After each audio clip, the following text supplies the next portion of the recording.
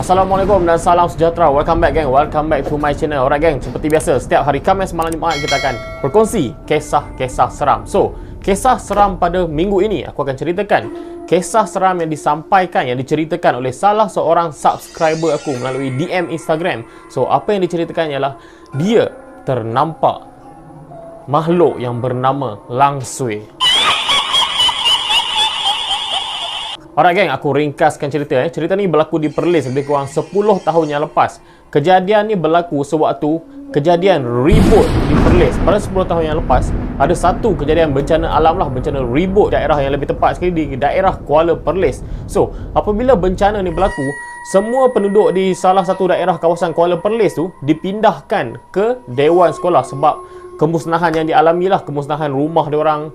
So, diorang ni, penduduk di salah satu daerah di Kuala Perlis ni, dalam satu kawasan taman tu, dipindahkan untuk duduk sementara di Dewan Sekolah. So, Dewan Sekolah Rendah. Apa yang diceritakan kat sini, Dewan Sekolah Rendah, tapi aku tak mention lah. So, dia ada tulis kat sini, dia ada bagi tahu Dewan Sekolah mana, tapi aku tak mention lah untuk kita tidak mengaibkan mana-mana pihak. So, apa yang berlaku di Dewan Sekolah ni, masa diorang pergi ke Dewan Sekolah tu, tak ada apa-apa yang berlaku. So, apa yang terjadi pada malam hari, sewaktu malam hari, apa yang dikongsikan daripada salah seorang subscriber aku ni, masa tu dia duduk dekat dalam dewan. Okay? Dia duduk dekat dalam dewan sebab dia ni kira remaja lah. So, budak-budak remaja ni, anak-anak kecil umur-umur yang belasan-belasan tahun ni, diorang duduk kat dalam dewan. So, mak bapak diorang ni kan duduk dekat luar dewan sebab diorang tengah bergotong royong lah, masak untuk makan malam apa semua kan. So, geng, apa yang terjadi masa kejadian ni berlaku, waktu tu apa yang diceritakan, tiba-tiba masa diorang tengah duduk ramai-ramai dalam dewan tu, tiba-tiba satu dewan tu blackout. So, bila dah blackout, diorang ni masing-masing menggelabah lah. Sebab yang duduk dalam dewan tu semua budak-budak belasan tahun. So, bila dewan tengah blackout, diorang ni pun bergelabah lah, masing-masing cari torchlight apa semua kan. Sebab yang ibu bapa dekat luar ni, diorang tak perasan.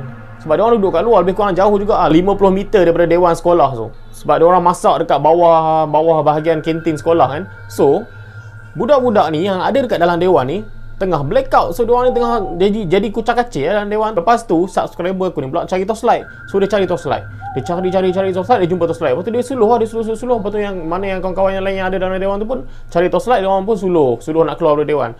So, kawan aku dah. So, subscriber aku ni dia suluh. Dia main suluh lah. Dia main suluh kat dalam dewan tu. Lepas tu, dia tersuluh dekat satu sudut dekat atas stage dewan. Kat dalam dewan kan ada stage. So, dia suluh dekat stage tu. Lepas tu, dekat stage tu, dia ada kerusi tau. Kerusi kan kalau kat dewan kan, kalau kita tak guna dewan tu, kita akan susun kerusi tinggi-tinggi kan. So, dia ni pergi suluh dekat salah satu sudut kawasan kerusi yang tengah susun tinggi-tinggi tu. Bila dia suluh, dia terberhenti di satu sudut. Bila dia berhenti, dia berasa pelik tau. Dia rasa macam ada sesuatu yang sedang berdiri di tepi kerusi tu. Korang bayangkan apa yang diceritakan kat sini, kerusi tu disusun tinggi tau. So, makhluk yang ada dekat sebelah kerusi tu sama tinggi dengan kerusi yang disusun tu. Lepas tu, bila dia suluh betul-betul, dia tengok betul-betul, apa yang mengejutkan, apa yang diceritakan dekat sini, apa yang dia nampak tu adalah makhluk yang diberi nama Langsui.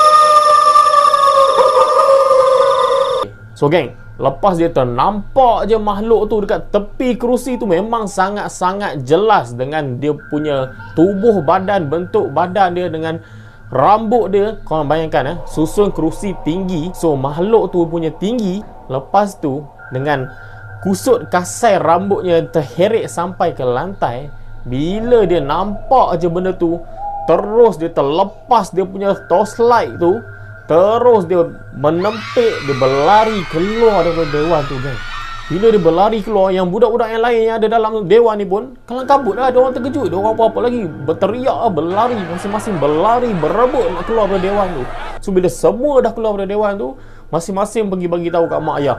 Masalah yang sekarang, yang nampak dia seorang je, yang lain ni tak nampak. So dia jadi keadaan waktu tu jadi kucak-kacir lah, jadi macam kalang kabut. So yang nampak ni, dia pergi bagi tahu kat mak ayah dia cakap dia nampak benda tu kat dalam. Lepas tu mak ayah dia ni jenis relax. So mak ayah dia cakap, tak adalah benda tu. Mana ada benda tu kat sini apa semua kan.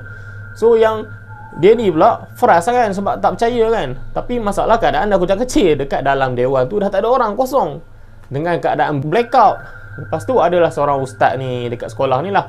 So ustaz ni pun datang lah ke dewan tu. Sebab dia ustaz ni kebetulan memang dia ada kat tempat yang masak-masak tu. So ustaz ni pun datang. Ustaz ni pun datang, tenangkan yang budak yang subscriber aku yang kena, yang nampak benda tu tadi, dia tenangkan. Okey, lepas tu ustaz tu pergilah kat dewan tu.